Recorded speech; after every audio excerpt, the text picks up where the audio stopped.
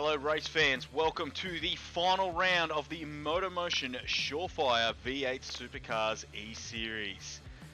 That's right, our sponsor ShawFire. They provide unique solutions to your signage and display needs. From business cards and stickers to factory signage and vehicle wraps, they can make you stand out. So make sure that you visit www.shawfire.com.au, the proud and official sponsors of the MotorMotion E-Series. Tonight in the commentary box, you have myself, Joel Austin, and Nick Pautasso. We are at round 7, the finale. We are at Bathurst. There's 23 turns, and they're going to have to navigate it 30 times with a lap distance of 6.213 kilometers long. The grid has been set. Qualifying was completed on the 28th of February, and this is how it looks. Scott in first, Foster second, Pierce third, Payton in fourth. 5th place we have Taylor, 6th place we have Jackson Austin, 7th is Scott Taylor, 8th is Colin, 9th we have Pautasso, 10th Addard, 11th Atkinson, and 12th place we have Cartwright. 13th we've got Carter, and 14th place, rounding out our grid today, is Camilleri. Now guys, make sure you are using the hashtag Light It Up, share us on the socials, tell your grandma as we now cross live, ready to go, green flag racing. With me, I have Nick to call all the action for you today.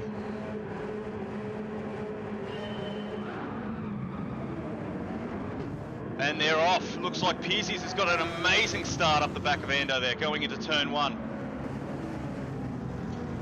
Looks like a very clean start from Ando up the front. Now we see Rolls right behind him. He's going to tuck right back into that slipstream. He wants to try and get as much advantage as he can. That slippery Camaro that Ando's got is well known around in the lobby that he's got a very fast car in a straight line, and it handles even better through the corners. But Rolls will tuck in very nicely. Pierce will hold on to 3rd place, and Aussie's made up a few positions in 4th. Cam Payton's dropped down into 5th, and then we have Speedy, Pautasso, and then Colin rounding up your top 8. So very well bunched in the opening sequence of these corners, Austin, and yeah, everything's looking relatively clean. No contact made so far. Yeah, it's what we like to see, especially in the final round here of the ShawFire V8 Supercar Series. It's been an absolute journey to watch these cars developing and changing, the tuning, the aspects, the amount of difficulty that these guys have come across. As we see Speedy making his way down through the S's there, a little bit sideways behind Payton. We've got Pautasso, he's gone up, he's made the pass, and he's done a very good job there. As we see, who's that in the background that seems to pick up the penalty? Colin, 2.5 second penalty for crossing the lines coming down the chicanes.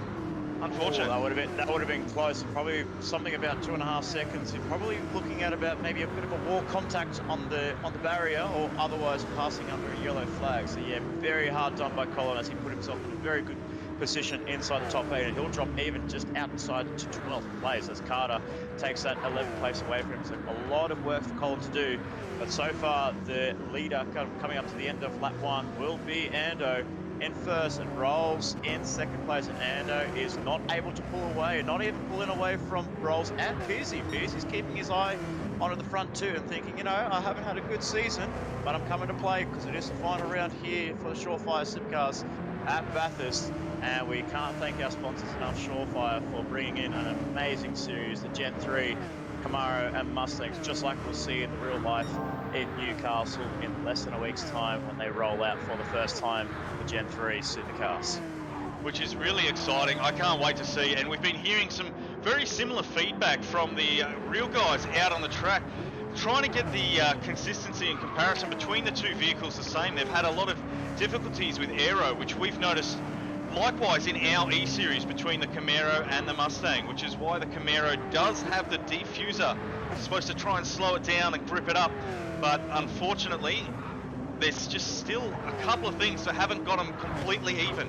As we see Piercy making his way across the top, doing everything he can to make sure he stays with the top 2. He's a bit of a dark horse, Piercy. Sometimes he's at the back of the field, and sometimes he's right up there with the big boys saying, hey, you know what, I can play too. Yeah, absolutely. Well, Stroke Tech's actually brought out a very good signing in Nick Pierce in car car 23, or car 1 rather, and he's done himself a really good job to get that car up to where it should be, because we saw a very quiet start with Piers in the early stages of the Supercar series.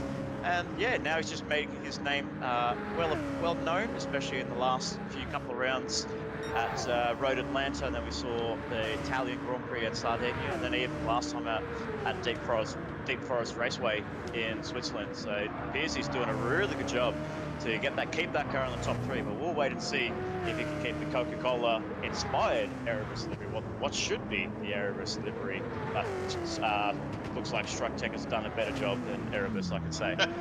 There is definitely some creative liveries on the field today. As we drop down through our race field for the first time so far, we've got Aussie in 4th place, Nick Pautasso there in 5th for Smash Spud Racing, Kane Payton there for Ned Racing, 6th place.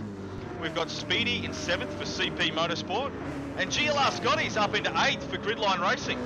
Wow, there's a bit of a train going on there from pretty much 6th place down through to 8th. They're not very far off each other at all. Absolutely, and then we got Lewis right behind in 9th place. Got himself a bit of a gap between himself and Scotty, as we know, the Mustang is not the most stable car around the mountain, especially going down through the downhill section. As we go on board with Pautasso in 5th place, trying to run down Aussie Hypnotic in 4th place. So we'll keep an eye on what the car behaviour is like in the car 32, as the car's just coming through a little bit of lifting, and you can just see the driver is just, I don't know what he's doing. He's driving it with one hand. I don't know. Nick's got a lot of skills there, driving one-handed through the whole course of the top section, through Sullivan, through Reed, then through McPhillamy, and now coming through Brock Schuyler, the S's, and then coming into the Dipper. My goodness, he's got some skills there, Joel, and now he's got his 2 hands back on the wheel, so now he can have a rest. I believe we know which one is his dominant hand just from watching this footage here, as he makes his way through Forest Elbow with a fair bit of pace, but it's not enough to make up some ground on the back of Aussie there. Wow, that was a very clean corner.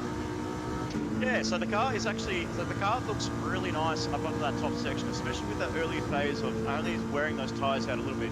He's able to pull a bit of a gap to Payton right behind him in 6th place, but it's very important. There you go, he's doing a little bit of lifting and coasting, especially down the back straight, because the dual game is key around this track, as most of them will be looking to do a 2-stop around here at Mount Panorama. So we're about to end lap 3 and go on to lap 4 with Kate right behind in 5th place. You can see him in the mirrors. He's hunting down the MSR driver, and then Speedy not too far behind. He wants to be the lead Mustang driver for the final time and get one up on Pautasso in 5th place. So we'll wait and see who becomes the lead driver in that Mustang, as it's been very, very quiet in the Brock lobby with the Mustang. The 2 Maxim Racing Mustangs outside the top 10, with Monica hanging out in the rear of the field, and then we saw Lewis just hanging on inside the top 10. No, he's actually dropped down to 12, so very solid struggles with the Maxim Mustangs. We see Lewis in 12th and Monica in 14th place. Very, very not unsettling for these cars.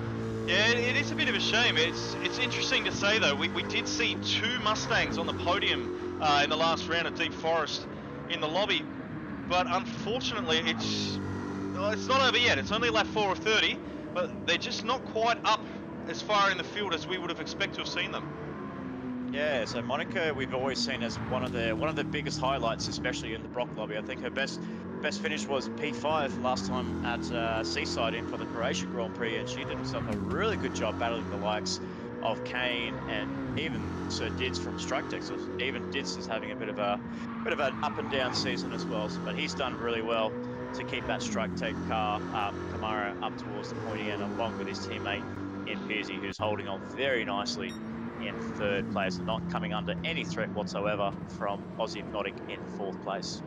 It was really interesting to see. Last round, Dids did get caught up in a little bit of action. Lap 1, turn 1. He did start at the rear of the grid last round at Deep Forest, but he was looking to make up a lot of ground, and he did do that over the course. Will he be able to do something similar here at Bathurst? There's a lot more laps to go. We know he's a very, very clean driver. As we see, it looks like GLR Scotty's found his way out. Off. Can he get that car started again? Yes, he can. He's just waiting for the traffic. Very good, very good. We've got the yellow flags out, and we can see Monica making her way up to the back of Scotty. Not enough. Very lucky for Scotty to not get any damage whatsoever. It looks like it's just a bit of a tap of the wheel on the grass. Unfortunately, he must have just clipped the grass and just made the car go half spinning onto the grass and gravel trap. So no harm done for Scotty, but unfortunately that drops him well down the order in 13th place. And you're looking at about more or less between him and Ando 787. You're looking at about at least 18 seconds between the guys in first and girls, of course, in 14th place. Roughly about, we're looking at about 20 seconds with these drivers this evening. He'll keep his head down. He'll be looking at the road now and doing everything he can to make up for that small mistake. It's going to cost him. He's lost quite a few positions, unfortunately, but we'll see where he ends up at the end of this race. As we move back now to our race leader, Ando. Wow, isn't he moving? Rolls still not too far behind though, which is very different story to last week where we saw at Deep Forest where Ando just absolutely drove away with the whole competition. Yeah, and then as we look into the background, we see Rolls has picked up a penalty. So he's picked up a 3-second penalty. So something major happened with Rolls in to get a 3-second penalty. I can't really tell where you would get a 3-second penalty from unless you're crossing over the white line, going into the cutting and also cutting the dipper. But other than that, I'm not really sure where else you can make a corner cut around the track because it's very strict what GT7 has given us with the layout of Mount Panorama Bathurst here in Australia. But yeah, Rolls is having a hard time as he was hanging to the back of Ando 787. As we saw the car get a little bit sideways back there, I'd say he's dirtied his tyres somewhere and he's probably done a really good job to save the car. We don't see any scratches on that paint job. I'd say you're probably right, he's cut across probably 2 sets of lines to get that penalty. We don't usually see 3 seconds unless you cut pit lines.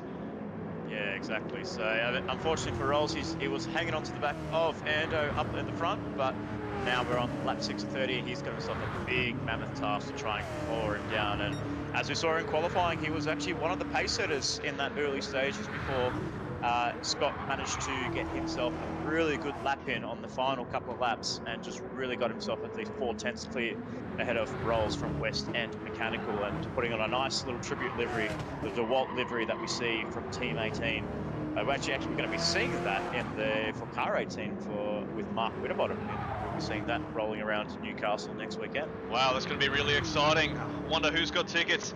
Guys, if you have tickets in the stream, let us know because we would absolutely love to come with you. I'll pitch them off your hands. I'll make my way back to Newcastle if I have to. As we go down the field, we've got Ando in first, Rolls in second, Piercy still hanging on for 3rd place, having a fantastic drive so far. I don't think he's put his foot wrong. We go back to Aussie. He's managed to save a little bit more fuel than Piercy, so he's trying to play the longer game. With a little bit more fuel, he's going to have a shorter pit stop. We drop back to 5th. We've got Nick Pautasso. It's the first Mustang, I believe, so far on the field. He's also saved a fair bit of fuel as we see sparks flying in the background there. We've got Kane Payton in 6th place. Same amount of fuel there, basically, as Nick Pautasso. So these guys have really playing the long game. They're going to make sure that they can go as far as they can and have as short a pit stop as possible. As we drop back to Speedy in 7th place there for CP Motorsport. Yeah, just keeping an eye out on these drivers as they're coming through to the chase and whether some drivers are lifting close. As you see, Speedy, nearly loses the car out and just a good save by the CP driver. And my goodness, yeah, you can definitely tell the Mustang is a handful. As you saw coming onto the Forest Elbow with Pautasso's 32, you could definitely see just that car just not hanging onto its tyres at all, and the car is just chewing it up pretty quickly, and that's giving Kane all the big smiley faces on him, saying, "I'm going to make that move on you pretty soon, sunshine." And whether we make mistakes at the top of the hill or down the bottom, I've got the car to give you a run for your money. So Kane will be pressuring Pautasso in 5th place, but Speedy holding on very nicely after a strong debut, finishing out in P3 last time out at Deep Forest Raceways. He slides the car through turn 3. Look at the car control. We might even jump on board with him for a lap. Just see how close he can get up to the back of Kane Payton. He's been pushing this car with everything he's got. We've seen the car get a little bit squirrely, a little bit sideways, but that's just how hard he's pushing, trying to keep up with this pack in front of him. He doesn't want to lose that gap. No, he's looking at the battle ahead between Pautasso and Payton for the battle for 5th place, and you can see just Speedy just playing with the throttle so much. He's not confident. That car is really really just playing around with the throttle. He can't get the downforce that he needs, as we know these cars have very limited downforce, and the cars don't really hook up as much as what we saw in the Car of the Future Gen 2 cars from previous years. But yeah, but what we're going to see with Gen 3 in the real world, we can't wait to see if the real world Supercars drivers are going to struggle for traction. Look at that, he's almost collecting the barriers, almost done to Dick Johnson back in the early 80s.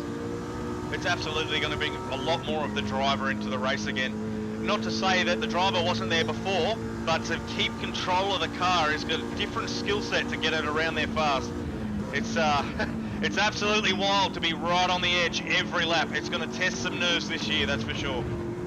Absolutely. And we'll give an honourable mention to for the driver in 9th place. We've seen Colin back up into 9th place after what we saw at the beginning of the race, picking himself up a 2.5 second penalty. So he hasn't dropped too far back, and he's actually closed up a little bit. So he's found some pace in that West End mechanical. So him and his teammate Rolls have done a really good job to prepare the cars. As we see, Rolls still in P2, and Colin was looking pretty strong through qualifying as well, but unfortunately that 2.5 second penalty just ruined him, and he's just going to have to start from scratch and trying to find a new way to get himself up into that top 5, because he's not far away from the drivers like Pautasso, Payton, and Speedy tyres. He's definitely pushing that car hard, and I would say possibly too hard. If we look at his fuel, he's not going to have enough to make 10 laps. He's going to be just short of that optimal pit window. Yeah. Well, we're looking at about to make that 2-stop work. Like you said, we're looking at about lap 10, lap 11 for those drivers to come into the pit lane. But I feel like what Colin might be trying to do is trying to extend it out, as he's gone into the red now. Yep. And I'm not so sure if he might be able to make one more lap work, because if he does one more lap, he'll be coming in with fumes and onto the. He'll need a lot of lifting and coasting coming down the back straight and going, especially through here to Skyline. You can just roll the car in, just not really apply too much braking on the cars. We see, actually, if we look towards the head, we see Payton has actually made a move on Pautasso there as that battle pack rages on, and now Payton is trying to pull away from Pautasso, and Speedy wants to get involved as well. So the battle for 5th is on, but Payton has got himself a few car lanes over Pautasso as he has to look back now to Speedy tyres right behind him, and Speedy's going to get inside that under that rear wing from the MSR. So MSR versus CP Motorsports for the battle for 6th place. Can they get anywhere close to Payton? And we see the first driver in the pit lane is Ando787 for WTCC. Pautasso, unfortunately, not able to get that 5th place back, and he looks like to settle in for 6th places. We see any drivers coming to the pit lane? We're going to say all of them. Yep, absolutely. As we jump up to our race leader now, he's just about ready to get a set of shoes on that car. He's going to fill it up and go for his second stint. It's interesting, I would have expected these guys to be in on the end of lap 10, but they've come in on lap 9, so I'm expecting them to go for an extra lap this stint. Ando's had 6% fuel remaining, but Rolls only 1%, so it's going to be a bit of a battle for him to get that extra lap that he needs. Pearsey also pushing it quite light, where we see the likes of both Aussie and Kane have saved a tremendous amount of fuel, but managed to stay quite fast as well. I'm just in awe of the camera shot of all the cars coming into the pit lane at the same time. It's so amazing. Like, you get all the cars like basically pushing each other through the pit lane, and that's where you actually pick up a lot of the advantage. Not many people know that, especially when you come through the Bathurst pit lane. It's funny enough that you don't really trigger that 3-second penalty, so you can really go over those curves, and you can really gain a huge advantage on the drivers ahead of you. So if you're looking at like Aussie Hypnotic, who's actually gained a lot of time with Pearsey thanks to his fuel economy, he's quite different to what Ando's driving style is. He usually goes very hard and aggressive with the fuel and tyres. Absolutely, we saw that at Deep Forest last week as well. And then we saw with Aussie Hypnotic, especially from memory, I remember at Seaside, he went really hard on the fuel and tyres, and for some reason he made that last lap of the stint of the century, where he managed to pit, I think, for 8 laps, and then he managed to fuel save for an extra 4 laps and do 12 laps to the end of his stint. So I don't know how he does it, but WTCC have got some good fuel economy in their cars, at least for car 420. That's absolutely right, and it's really good to see that Aussie has managed to come back on track after a mechanical failure last week. So the 420 car had some sort of issue towards the tail end of last race and was pulled into the pits. I think it was a good call, because look at him now, he's up in 4th and he's absolutely flying.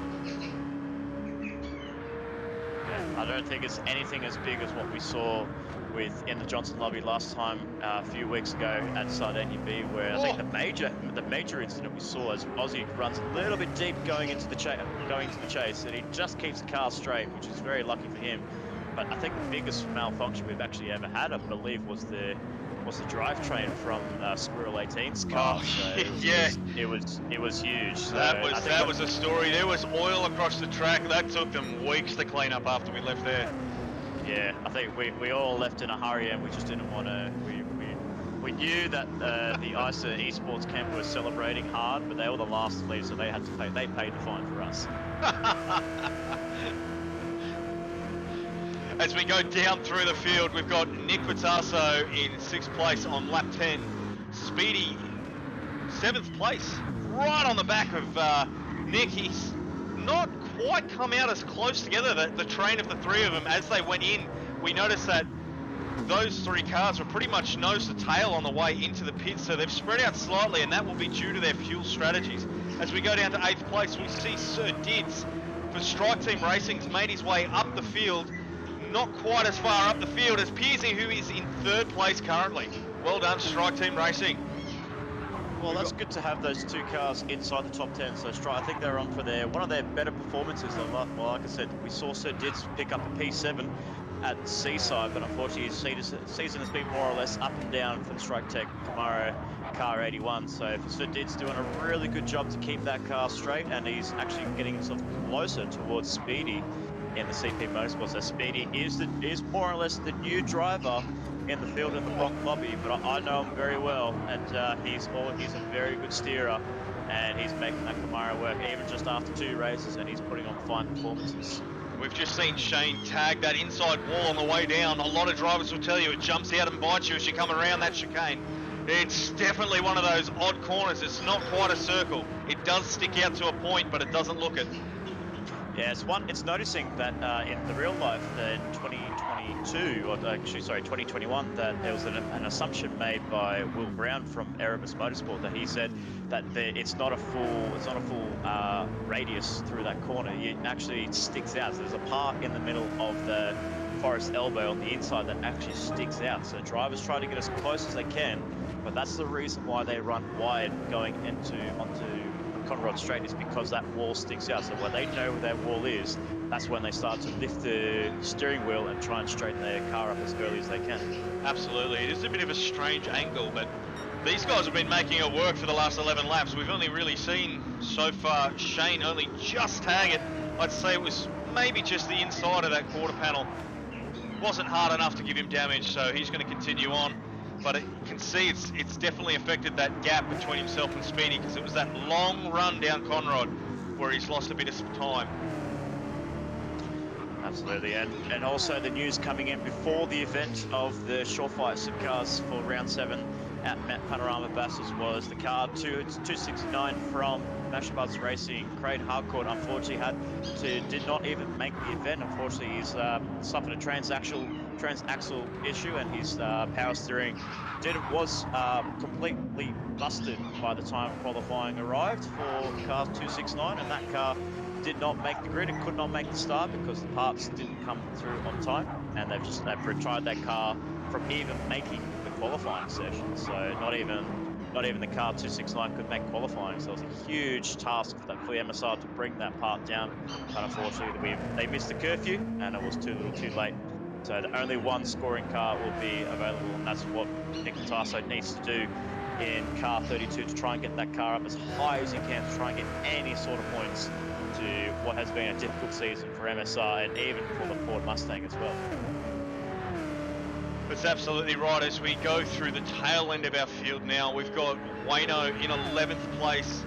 GLR Scotty's trying to make his way up through the field, but it looks like he must have had another incident at some point in time.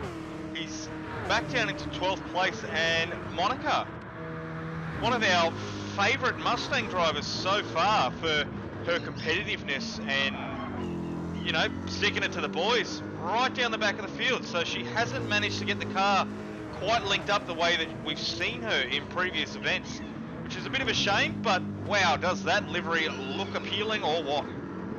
Absolutely, ShawFire doing their awesome jobs once again, and providing an awesome livery for the Maxim Motorsport of Ford Mustang for Super VT, doing herself a really good job. She wore those colours last time, the last Enduros at Road Atlanta, and now she's brought that livery back, and hasn't really been good fortunes for her. She didn't really have a stellar performance last time out at Road Atlanta. I think she finished just outside the top 10, and now she's outside the top 10. So I'm not so sure if ShawFire are actually doing her something dirty, or as we see Scotty go past Wayno. Wayno looks like he must have some damage.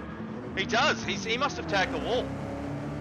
Oh, so unfortunately for the Juice Motorsport driver, car 13, tagging the wall. It literally looks like it was towards the on the exit of Griffins, and unfortunately for him, he just tagged the wall.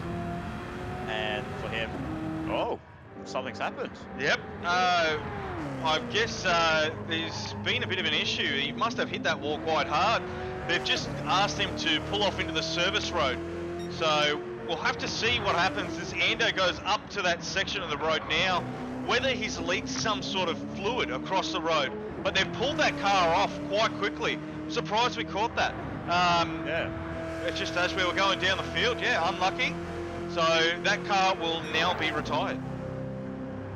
Absolutely, and unfortunately, it just ruins Monica's day, but she's still ending up last at the end of the race, while the race is going. So she can't catch a break. Once she makes a move, and then she just drops down to last, and then she makes another move. Unfortunately, another retirement, as we saw Lewis a few laps ago retire his Maxim entry from the race as well, due to some technicalities with the computer system in his car. So they had to retire one car, but the other car's running in 12th place, just having a bit of a cruisy day. So we see Ando scrape the wall there, some sparks go flying. I think it would have just been the side mirror, it was very close. As he makes his way up to the dipper now, he's in full control, is Andrew Scott in car 787, so you can see definitely on his lap times there, so you want to ignore those 2 laps where he came in for the pit in and pit exit, but you can just see all 157s, and his fastest lap is at 157.2.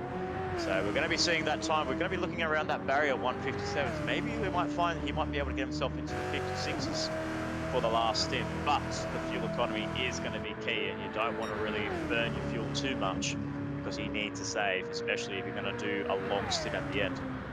Well, I mean, if we look at the gap that he's got back to Rolls, he's got plenty of opportunity to save some fuel. As we can see Ando in the foreground there, just making his way around. So Rolls has got a fair bit of work to do, but we did see he had, what was it, a 3-second penalty that's pushed him back. And I'd probably say he's about 3 to 4 seconds behind. So he's definitely done some work to try and close that gap.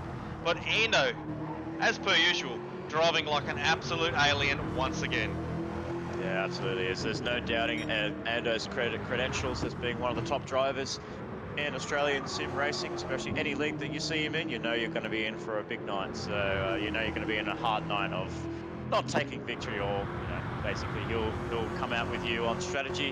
Whether he has a good car, a weak car, he'll always find a plan B, especially with strategy, and always works out for Ando 787, Andrew Scott in first place. And then we have Foster, Rolls can hardly doing himself a really good job. He was the victor in the opening 2 races, the first round at Red Bull Ring, and then the second round where he debuted West End Mechanical on their debut round, taking victory at Seaside. So he's had a bit of a quiet season, Rolls. He's been on the podium throughout the whole season, but unfortunately last time out at Deep Rose Raceway was the first time we saw him off the podium, and even worse, not even finishing the race. Yeah, it's unfortunate. Not quite sure what the issue was with the car, but it was lap 1, turn 1, where he collided really, really hard against that left, I think it was the left inside wall, after making a little bit of slight contact with Aussie. Both cars really pushing off the start. That inside line there, the cement is quite slippery, so he's slid wide a little bit into Aussie, bounced off and come off second best, unfortunately, and it's continued to push issues.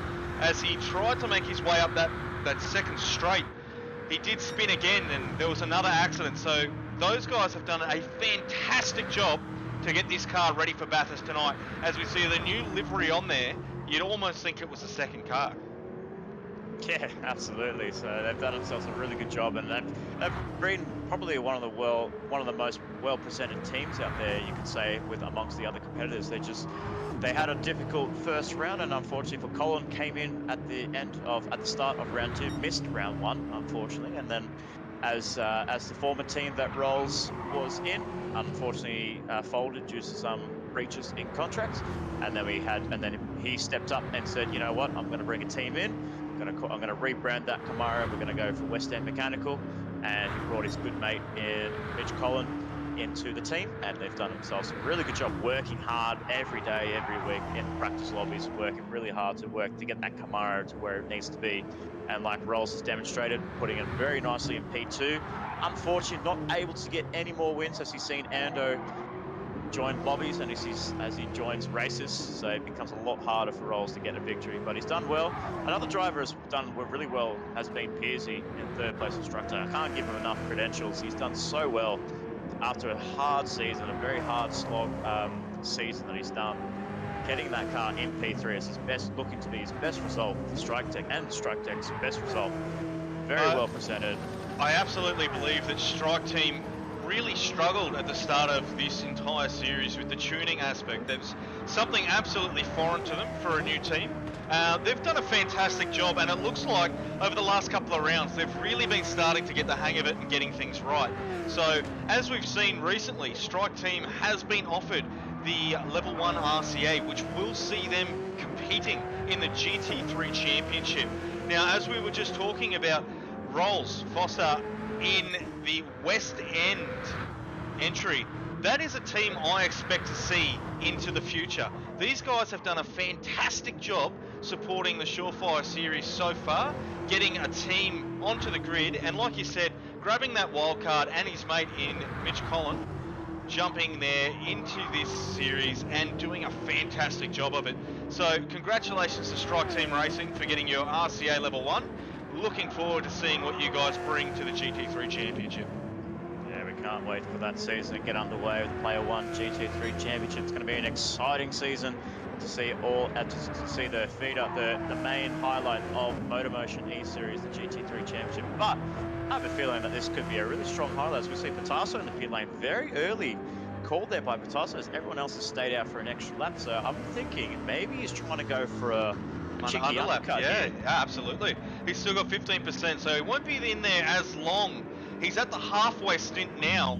I don't think it's possible to do 15 laps on one tank of fuel. So no, absolutely not. He's probably going to have to do another pit stop towards the end, I believe. I don't think it's just going to be Pautasso. It's going to be everybody else around him that's going to be looking to do a pit stop, one more extra pit stop. So Pautasso and his MSR crew service him through, hanging around in P11, but with clean air. This is very important for Pautasso. Just get the hammer down and really work that Mustang, especially work it up at the top of the hill, son, because that Mustang is very twitchy. As we've been looking through as we look through the timing screens, we basically saw all we just see is just a dot of a 32 just facing one way, and then apparently a dot faces another way, and facing the wrong way at the top of the hill. That points. That's never good. You don't want to be facing the wrong way. As we jump on board now with our race leader Ando, he will be looking to come into the pits, I believe, at the end of this stint, or is he going to push it for one more? Nah, it looks like he's turning in. He's a bit of a late call there for Ando, so lucky for him not to cross that pit line, so Ando makes that call. I believe Rolls looks like he's absolutely going to be in there. He's on fumes. Yeah. It's the biggest struggle that we've seen with West End Mechanical throughout the whole season, even with Rolls in this early stage with his former team. He's been struggling on the fuel economy, and I believe that Camaro in general looks to have been really struggling on fuel. It's definitely a thirsty car, absolutely. As we see Aussie in the pit lane, we see Kane in the pit lane. Get another great camera shot there. It's so awesome. Now we see a Dids ahead of Speedy as well. So wow, for Shane to be up in 6th place ahead of Jackson is really confidence for Dids and Sevi and car 81. But we're going to look down towards the first of the drivers in Pautasso, who's actually made that pit stop. So we're going to see where he comes out as we negotiate Carter and Colin through the pit lane. Then of course GLR Scotty will come through. Ando and Rolls have been serviced. We'll keep our eyes on where Pautasso comes out. Can he get himself closer towards Kane? Oh, And Scotty just overshoots that a That's little going to bit. hurt on the exit. He's going to have a 3-second penalty. Patasso's coming on the exit of Murray's and then going through the Hellcorn across the start-finish line. And that jumps Kane him back up into 6th.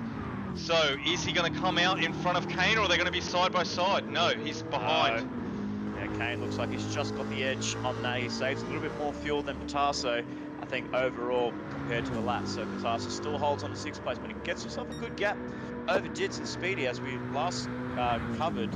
Between Speedy and Pautasso, they were actually pretty much tooth and nail amongst each other. Yeah, they were almost head to tail, those guys. It was a train that we saw more or less from Aussie through to Speedy. So we're talking 5th through to 8th. There was almost a train of cars.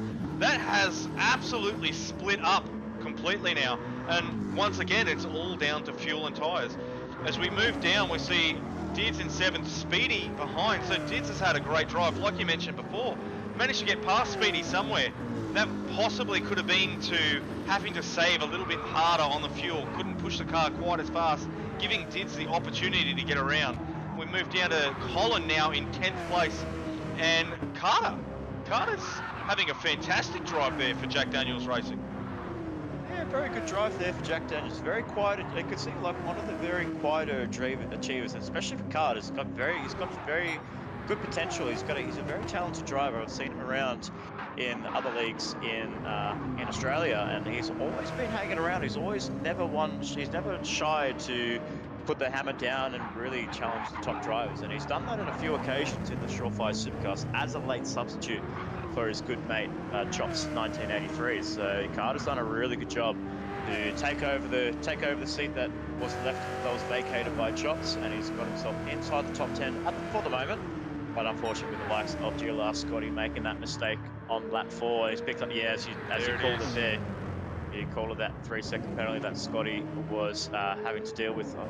And it's very tempting, Joel. It is very tempting. You want to get as close as you can to your rival. You want to try and push the boundaries, but unfortunately, the Gridline Racing Kamara did push them a bit too much there. Yeah, it is unfortunate to see. He's been a fantastic driver all series, really challenging some of the big names as well. But as we did see at the start of this race, there was a couple of little mistakes that's put him down the field, and we saw him off in the grass at the end of the big straight. Unfortunately, the name's just completely vacated my head. But he is doing what he can to make himself well known and pushing up the field as quickly as he can. But these little mistakes that keep sneaking out is just going to keep undoing all of that hard work. Yeah, you're absolutely right there. And we just got confirmation from their chief engineer that they said car 37 had a braking issue going into the chase and on the exit as well. So he must have just tapped the brakes, and all of a sudden it just wasn't working. That's what the fluid was. It was the brake line. We get it. Yep. Okay. So they absolutely, and they had to spend a little bit more extra time in the pit lane just to get the brakes on, fresh new brakes on that 37 Camaro. So yeah, unfortunately, that's why we see him down the order, unfortunately. So hopefully we see a better recovery for him potentially at the end of this race, and even as he looking to make a return in the Player 1 GT3 Championship as well. But as we go back to the front, we can just see Ando just really cruising away ahead of Rolls. Rolls is coming up to Hell Corner right now as Ando's coming up over the rise. You can just see he's just got that gap. He's just got that consistency. Rolls, unfortunately, just looks like he's a little bit inconsistent with his laps. High 58s. Low 58s, and then a very scattered 57. So he's got the pace. He knows he can do it, but I don't think it's not enough time with only 11 laps to go. It's going to be a very interesting battle between the two of these guys. As I believe after last round, those orange numbers have now jumped over to Ando's car. So if he wants to try and have any say in this championship, he's going to need to win, and something's going to have to happen to Ando. I don't think it's possible. I think this is Ando's series. But, like you said, 11 laps to go, and it's Bathurst. Anything can happen. Absolutely. Bathurst always throws surprises that we've seen over the past V8 Supercars eras. We thought in 2014 we'd see Jamie Whincup win the Bathurst 1000, but then we saw the unlikely name of Chaz Mostert facing the wrong way in the barriers at Griffins, and the car bits just flying off the cars. You saw it on Conrod Straight, just aluminium just flying off that car, and then all of a sudden he just overtakes Whincup through Forest Elbow and didn't lead a lap and took victory. So anything is possible for our drivers. So even Rolls might be able to pick up some pieces on the final lap. So Aussie's coming under pressure now from Payton from Ned Racing. So WTC saying, just looked like almost went in the wrong direction there. Yeah, Power slid it out the exit. Didn't look to lose any speed. It was excellent car control. But wow, having the rear hanging out like that near that concrete wall's risky. Yeah, and Kane is looking around and he's looking very confident. He looks really comfortable with that car in car 23. So he's looking really nicely. The car is pulling up nicely, especially into the chase and coming up through into Murray's corner. Doesn't use the curb. Obviously, you want to save a bit of tyres. Don't want to ride the curves too much. The car's pointing straight through Murray's, and the car just looks really stable. A lot cleaner than what Aussie Hypnotic is doing. A little bit more tentative on the throttle from Aussie, just trying to extract a little bit more pace and just try to pull away from Kane, because he doesn't really like he's one for known. He's always known to be the fifth man driver and the fifth place driver in every race he does. That's why he's always given the nickname Aussie Hypnotic. There we go. I didn't pick up on that before. As we see Aussie run the first sector in a purple, putting down the challenge to his teammate. Will he be able to do faster than a 157.295? He's going to have to absolutely pull out every trick in the book to do that. Oh, he's just run wide through the cutting, and Kane's taken that very nicely. So the gaps are closing. It's just closing a little bit. As we know, as we've seen through previous races, that car 420 is really slippery on a straight line, especially, but when it comes through corners, that's where it's at its weakest. You can see the cars are sliding through, coming through past the grate and then up to McPhillamy. The car's really on edge for car 420, while you can see Kane's car in the Ned Racer, it just looks well planted. They've really worked on a downforce package in the Ned Racing garage, and they're making those cars work, even for both Kane and even for Osto in the Johnson lobby as well. So good improvements there by Ned Racing, and you can just see the gap is closing, and Kane just looks really well planted. But just watch these cars, watch Aussie's car just pull away on the straight. Yeah, it's amazing how different some of these setups are between the different team garages. Because it is an open tuning event, we've got a horsepower limit of, is it 450 brake horsepower, I believe? Is that right? 650, sorry, I've got the numbers around the wrong way. 650 brake horsepower, that's the absolute limit. Now, a lot of the cars aren't going all the way up. That's how they're managing to keep their cars light and nimble through some of these corners. But when we come down that main straight there in Bathurst, the guys with the horsepower absolutely are pulling away. So my money's on Aussie's got a fair bit more horsepower than Kane, but Kane might be a little bit lighter, which is why coming over the top and down, he's definitely making up a lot of ground on Aussie. The two different setups, two different sort of techniques as well between the drivers, but to see how even they are just goes to show that this ShawFire series is like no other. Tuning series are absolutely amazing. I've always hated tuning personally, I'm no good at it, but wow, the amount of difference throughout the field, yet they're still so close to each other. It's absolutely amazing. What are your takes, Nick? Yeah, absolutely. So the tuning aspects has always been a challenge for our drivers here at MotorMotion E-Series, because it's been a very rare case for having drivers that are well known to be coming from the tuning aspect, because we always have to take into consideration these are actual road cars. These are not race cars. Tuning a road car to a race car spec is very tricky. It's not likely you can go with a Group 4 or a GT3 car.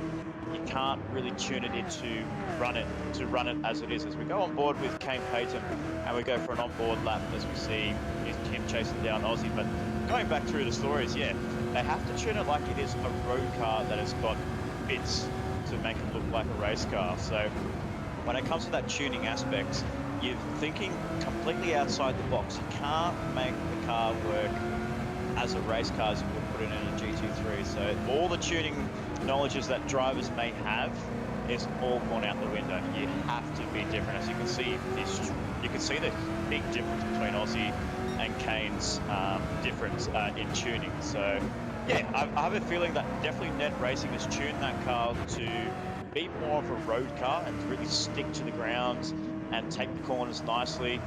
But Aussie's just kind of tuning it in a way that it's just becoming a bit more of a drag car than a handling car. So some advantages and positives for our drivers here at MotorMotion. It's all brand new, and they've done an exceptional job in all lobbies, both Brock lobby and Johnson lobby. They've gone above and beyond, especially in the tuning aspect, and it's what we like to see. We like to see a bit of diversity with our series, as Aussie just runs wide on the cutting, and this is bringing Kane in very closely. So, okay, I'm all in. I'm all for it. So it's great to see these cars. Great to see our drivers challenging themselves. Yeah, the series coordinator has done a really good job, and like you mentioned, these are the road cars, and I think by picking the road car version rather than the GT3 or the GT4 has allowed, just like in the Gen 3 series, that change in the aeros, which has made these cars really difficult to drive.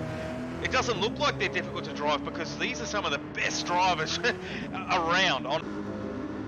Almost gave a bit of a commentator's curse there, Joel. Like you're giving him all the praise, and he almost ends up facing the wrong way at Forest Elbow. But absolutely, no, Speedy's done himself a really good job just to come in very late. He comes from a background of tuning. Like I know Speedy's style of tuning that he loves. I think that his main priority when it comes to tuning is the fuel economy. So long as he can find himself a gearbox that works on a car for him, then he can work around it. So he's always one to get fuel economy out of the car best, and that's what CP Motorsport have been doing a lot, especially with their driver Dean Benson in the Johnson lobby. He's been working really hard to get that fuel economy working in the CP Mustang, and we saw it in races just like Road Atlanta and on round 4. He made that car work fantastically on fuel compared to the other drivers, and he gave everyone a shot by doing one less pit stop, and even potentially almost got a victory out of it on his debut as well. So that's one thing that drivers keep in mind, whether they just look for overall performance, then they try and work on the fuel, and then they work on the fuel numbers, or it's just the other way around. There's so many different styles that drivers choose. Oh, absolutely, and I believe there's even quite a few teams here that have decided to pick up an engineer, so essentially a third teammate. And that guy, his whole job is to help with tuning to the driver as well. So as we know, everyone drives a little bit differently.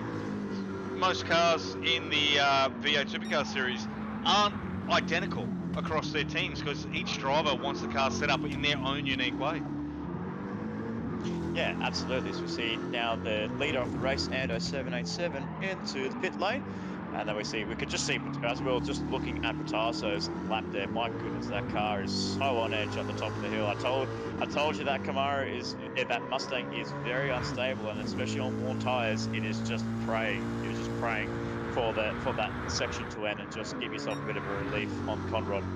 We probably see him come in at the end of this lap, I believe, looking at the red light flashing at him as the fastest lap of a 1 minute 57.1, but then it went back. Then it immediately jumped up to a 1 minute 58.4, 1:58.9. So he was really hard on the fuel saving. So obviously got a call from his engineer to say, you know, you've done your job, not getting the fastest lap, and probably getting yourself an extra couple of points and credentials, but you really need to save the fuel because we want to try and go for a plan C. As we see Monica move out of the way under blue flag, some really good racing there. Yeah, so absolutely. So great to see Super BT moving out of the way. But yeah, going back onto that, essentially, you could just see he's really tethering on that fuel number. It's really coming down. It's literally, like, from what I'm seeing, is like that could be more or less about 5% of fuel left on his car. We're waiting to see if my numbers are correct as he enters pit lane. But you can see the lap times are just getting bigger and bigger, and that's where his engineer just says, all right, yeah, that's enough. Absolutely. I'm going to take a little wager against you with that 5%. I reckon he's going to come in here with either 1 or 0. Yeah, I called it at 5% at Forest Elbow, so that doesn't count. All right, here we go. He's definitely run out of fuel. As he comes in with 0, I will take your lunch money, and we'll see Ando go past him here in the pits. There wasn't enough gap, unfortunately, and he's going to need to put in what is that, about 6 laps of fuel to get it to the end, so... Yeah, you're looking at about 70%, 75% of fuel coming through Rolls' car, but everyone else will be looking to make a pit stop soon. As we see Pearsey into the pit lane, we'll definitely see Peyton, Aussie, and the rest of the grid following. But GLR Scotty, that's a name I haven't seen. I've seen up on the grid there. GLR Scotty in 6th place. Where has that name come from? Where did he come from? He was at the rear of the grid just a minute ago, but he does need to pit, so... Wow. I had my hopes up there for a second thinking, where the hell did Scotty come from? He's found some time somewhere, definitely, because he's up past Dids and Pautasso. If we go back to those two, they have pitted, right? So they will go past him in the pits here, but how many other cars will go past? We'll stay on board with this battle here between Dids and Nick, just to see, because Scotty's in the pits now. There you go. So we could actually see Dids has made a lot of inroads on the MSR Mustang as he's looking to make a move going into Hell Corners. Pautasso just ran wide, got too much curving on the exit of Murray's, and Dids has come a very long way. He was battling with Speedy only a few laps ago, and now he's battling with Pautasso. So fends off one Mustang. Can he overtake another Mustang? Well, I'll tell you what, it looks like he can. He's flying. Look at his lap times. Yeah, his lap times are incredible. They're looking at about a 1 minute 58. It's not the fastest around the track, as we see Rolls is 1 minute 57.1, but you know, it's not about fast laps, it's all about consistency and being one with the car. And so Did looks like he's getting that car really hooked up, as the two different lines that we see there, so we can see the lines are different. And also you can have if we go on board like with a couple of drivers, you can see the way they're taking their lines in battle packs. So if we see Did's lines compared to Pautasso's lines, you can see Spud really just takes that car, points the car into the corner, especially after the grate, runs the car a little bit wide, and then Dids tries to hook it in, just try to make it narrow. So you can see some advantages and weakness with the cars. Says, oh, Pautasso just whacks the tail out of the car. Slides it once again. Well.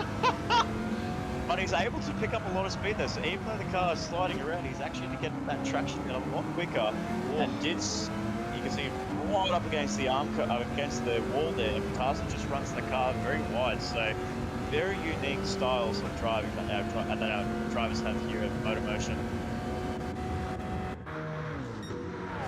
It's fantastic to see. Honestly, the competition this far has been the spectacle all in itself. Mustang versus Camaro, driver versus driver. And as we go down through the field, we've got Speedy trying to get himself re-entered back into this battle, as Dids has definitely run away from him slightly. But he's not too far off, and there's still 5 more laps to go as he pitches the car out sideways just ever so slightly. That's going to hurt him in time. We'll go down through the field. We've got Colin in 9th place for West End Motorsport. Carter in 10th for Jack Daniels Racing. GLR Scotty back down to 11th after that pit stop. We all got excited because we saw him up as high as 6th, but unfortunately it didn't quite work out to the fairy tale finish that we thought it was going to be.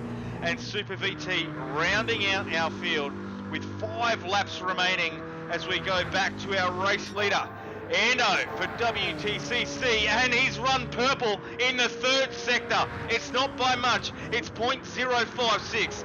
There's almost nothing in it. Has he got enough pace to come across the line with a new fastest lap? As we've seen, his competitor all season, Rolls-Ken Hardley, currently has the fastest lap with a 1.57.179. He doesn't want that to be there. He wants to have the fastest lap as he goes flying across the line. He hasn't quite done it, but he's very close. Oh, let's see if he can do it on the next lap. It's going to be very exciting. These two guys have been throwing left and right all week. These guys are really competitive. Wow, it's all on for show here in round 7, Bathurst MotorMotion ShawFire V8 Supercars Series, as we see him run 0.2 up on his previous time. Wow. Yeah, I think this is definitely just for bragging rights. I think Ando's got this in the bag with only about 3 3.75 of a lap to go, and he's just looking just to have a bit of fun on the last round of the series. So he's looking just to have a bit of bragging rights over his main competitor in Rolls. Both of them have been doing an outstanding job all season long, just battling each other for podiums, for wins, and especially, unfortunately, with the WTCC driver. getting the upper hand over Rolls. Just seemed that the pressure was a little bit too much as the late entry for West End Mechanical, but Rolls has done an exceptional job to get that car to where it is, even as the spare car, or the spare 2 cars from the previous team that took place in round 1, but in round 2 just took it off their hands and went straight for it. So it is definitely up to bragging rights. So Ando, the 1 minute 57.18, and then Rolls can hardly a 1 minute 57.17. So literally only by 10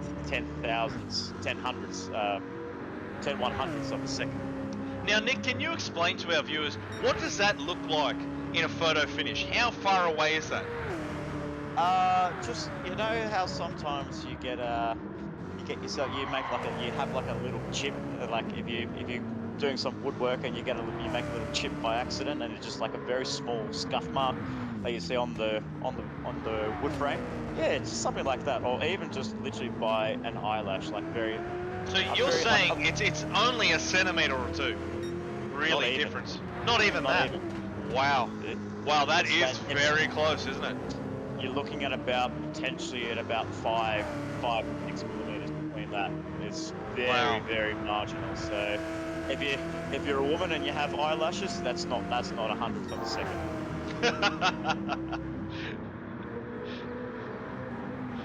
And he's got a lot of pace coming on to Hell Corner, so you can see that car really well planted on coming through Hell Corner, then onto Mountain Straight. As we see, Rolls has actually improved his lap time on that last one, so he's gone quicker, 57.1. So again, these two are just trading lap times, and Rolls has been doing an exceptional job there. As we cross down to 3rd place, I feel like Pearsey is coming all sorts under pressure. There you go. There's Kane right behind there. So Kane, he was battling for P6 with Pautasso and Speedy in the opening stint.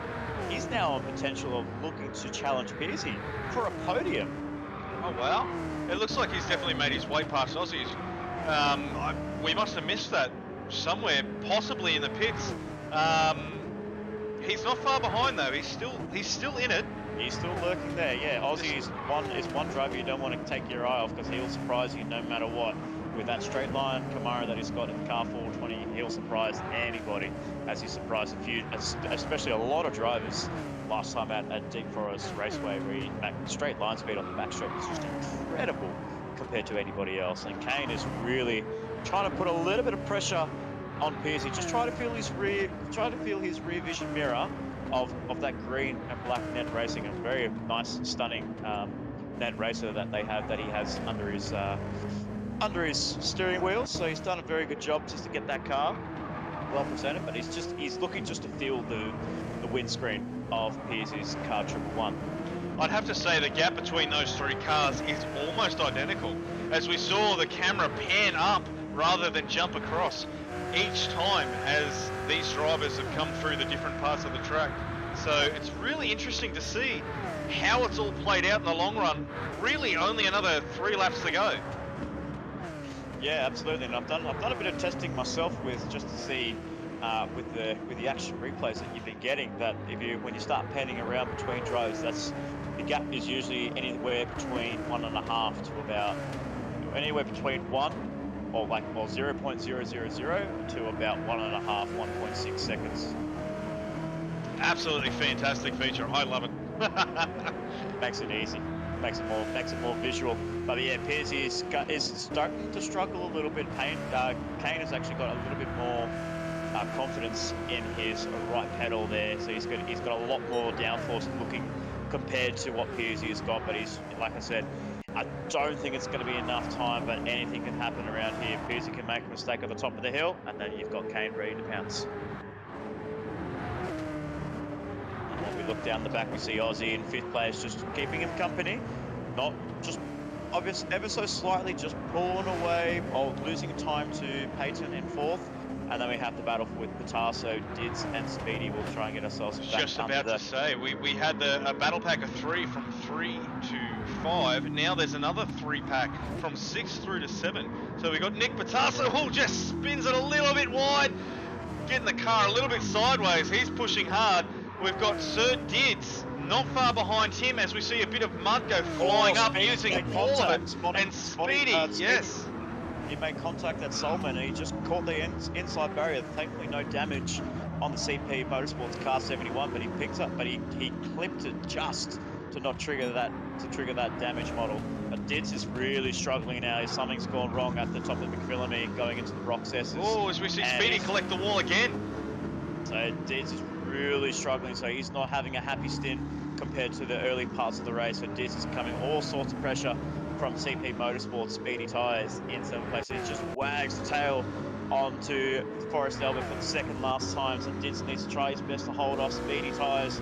Doesn't look like Speedy's going to get the bragging rights of the fastest Mustang in Rock Lobby at Mount Panorama as we go towards the final lap of this ShawFire Supercar Series for the final time, ladies and gentlemen. This is the last round of the Rock Lobby. We can't wait to see who's going to be winning the championship on this last round. So far, looks to be going towards Ando 787 as he approaches McPhillamy for the final time. As the fans are cheering, and he's giving it a round of applause. They're cheering on car 787 as he's coming down through Rock's S's and into the dipper for the last time. Even the marshals are giving them a bit of a wave to give him and say, "Go, mate, go. This is yours. Don't let anyone hold you back because this is your championship to lose." And then coming through to Forest Albert for the final time, execute that, and then on to Conroy Street where you can just take it in, breathe, and yeah, execute 2 more corners after that. Absolutely. While all that's been happening, we've seen Rolskin Hardley starting to come under pressure. No, sorry, it's a lapped car. It looked like he was coming under pressure by Pearsey, but it's my mistake. Just trying to guess off the map for the cars where they are as Ando makes his way around the last couple of turns, getting ready to celebrate with the team. I can hear them in the background yelling behind us in the comm box. They are cheering. Ando is going to take first place here in the final round of the ShawFire MotorMotion V8 Supercar Series. Congratulations, WTCC. Rolskin Hardley makes his way onto the final straight, and as always, gets the car right out sideways for the fans. Well done, mate. maybe a little bit too much sideways there. It's the last time they use them, I suppose. Why not? As we see Pearsey comfortably in third. Kane Payton not far behind. There was definitely a bit of battling happening there previously, but now he looks to take out third place on the podium as we see the yellow flags come out after Rolls' very, very interesting celebration across the line. Kane Payton for fourth in Ned Racing, and we've got Aussie Hypnotic WTCC having a great drive, finishing in 5th place. Nick Pautasso getting the Mustang, the first Mustang so far across the line. Fastest Mustang in the last round. Well done. Congratulations, Mash Spud Racing. You've secured 6th place in the final round. Sir Dids, you've got 7th. And Speedy has finished in 8th. Just out of fuel there with Speedy Tyres coming across the start-finish line. We have Colin in P9, and then we have GLR Scotty, who actually got himself back up into P10 and made the move on Carter on the last lap. So very good drive there, as Carter looks like he just made a bit of a mistake on that last lap. But my goodness, the celebrations are wild here at WTCC Racing. They are having themselves a ball, and they're going to be hard on the drinks tonight here, Joel. And you know, I mean, we're probably not invited because we are rival teams, but you know, we've got our commentators pass, so they can't say no. That's absolutely right. As we see Carter go across the line, and Super VT unfortunately lapped, didn't quite get the car hooked up the way she wanted, but wow, that was some fantastic racing. Yeah, absolutely stunning drive there by Ando 787. He's done himself a brilliant job to get that victory. Got pressurized by Rolls in the opening stint, but then unfortunately once Rolls got himself the penalty and had to serve it, that 3-second penalty, he just didn't look behind. He just kept charging forwards, exchanging the fastest laps with Rolls, and then Rolls fortunately got him at the end there with a 1 minute 57.107 as your fastest lap here at Mount Panorama. To say a lap like that under the sub 2 minutes, it's incredible what these cars can do and how far you can actually push these cars. Very comparable to your GT3 racer as well. Well, you know, what's scary is if we're going to see these Gen 3 cars moving that quick around the track, we've said they've got a lot less downforce, and it's going to be a lot harder on the driver to control that car. But if the result is they're going to be going that fast, wow, I don't. I am excited. We'll have to wait and see. Expectations will be high for the next Gen 3 supercars, sponsored by the Repco Supercars that will be starting up in the Newcastle for the Newcastle 500 next weekend on March 10. So it's very exciting to see what those cars can do. But Joel, I believe it's come to that time of the stream to award our driver of the day here. So who have you got your money on? Who have you got your favoritism for the last time out for the driver of the day? Honestly, it's probably not going to be what you expect, right? Absolutely, I got to give a calling credit to Ando. Fantastic drive, mate. You've absolutely smashed it. But my driver of the day is going to go to Nick Pearce of Strike Team Racing. He's had a fantastic drive in round 7. He's managed to get a podium. That's, I think, probably the best finish he's had all series. Not just for him, but for Strike Tech as well. That's the best result that he's actually ever had in the ShawFire Supercar Series. He's like you said at the beginning, really struggled to get a handle with these cars in the tuning aspect. But once the Strike Tech really started to work extra hard and Pearcey putting in the extra hours of practice, you could definitely saw it, especially coming in towards Road Atlanta on round 4. You could see his pace was picking up just to where we normally see it back in the old days, Joel. And absolutely, he's done himself a great job. Fended off from the pressure from Kane on those last couple of laps. Kept his nerves, and yeah, absolutely. So he also is going to be my driver of the day as well. So a very good job there by Nick Pearce for Car 111 for Strike Tech Racing. Absolutely. As we can see some of the comments coming through, someone from Motion Media giving a congratulations to Nick for the driver of the day. Well deserved. Absolutely. We agree with you. We think he's done a fantastic job. So hats off to you, Nick. Well done. Congratulations on the podium. Congratulations to Ando Scott for the win in the final round. Mate, that means you are going to be the winner of the Brock Lobby ShawFire V8 Supercar Series as a whole that has put you over the threshold of points. Congratulations, mate. You've taken the win.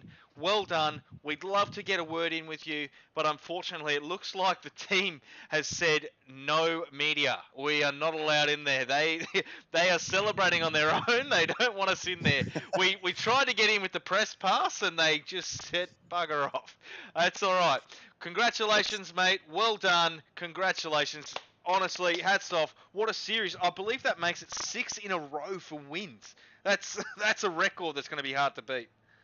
Yeah, so unfortunately, 5 in a row it is for Ando 787. 5, but yeah, sorry. Yep. Yeah, absolutely. And obviously, myself racing in the Brock Lobby, it's been an absolute pleasure racing with him, and especially with Rolls Canharley. He definitely gave me a big surprise at the start of the season. I just had no idea who the driver was, and all of a sudden, just came out of nowhere, out of the blocks, out of the cinder blocks, getting that first victory and that second one at Dragon Trail Seaside. But once Ando got his head down in the tuning side after missing Dragon Trail for the Croatian Grand Prix, he just got his head down, just wanted to come back. He just wanted to come fighting strong. And 5 in a row for Andrew Scott. It is amazing. It is an amazing achievement. And, unfortunately for me, I'm missing out in Road Atlanta with my technicalities with my 32 MSR Mustang. Unfortunately, that just drops me down just outside that's just in 4th place of the championship. But we've had ourselves a really good battle no matter what. And then also with the likes of Peyton and Hypnotic as well, we've done ourselves a really good job to put on a spectacle for you guys. So guys, if you haven't already, make sure you do check out the MotorMotion Facebook page or even our website. So that is where you can be up to date with all of the latest information. Now, to keep all of this in perspective to you, of course, we've got number 1 in the Brock Lobby was Ando, 2nd place went to Rolls Canharley, and 3rd place went to Kane Payton. They are our championship podium winners. They are smashing each other with some champagne right now, and oh wow, I can't wait to see what happens in the Johnson Lobby a little bit later tonight. Absolutely, and this is definitely going to help Ned Racing cement their team's championship placings even very soon. So the advantage goes to Kane Payton over the likes of Aussie Hypnotic But unfortunately, with Ando 787 coming with hefty points, the gap has closed a little bit. So all that Osto needs to do is just keep that car steady, keep it clean. And not only could he win the teams, but he can also win himself a drivers' championship. So we'll find out very shortly once that broadcast comes live. Same at around 6 p.m. Australian Eastern Daylight Time. Absolutely. So thank you from myself, Joel, and Nick. That is all from us to now. Oh, we will see you in about an hour and 20 minutes as we both, once again, broadcast the Johnson Lobby for you. So we will see you very soon.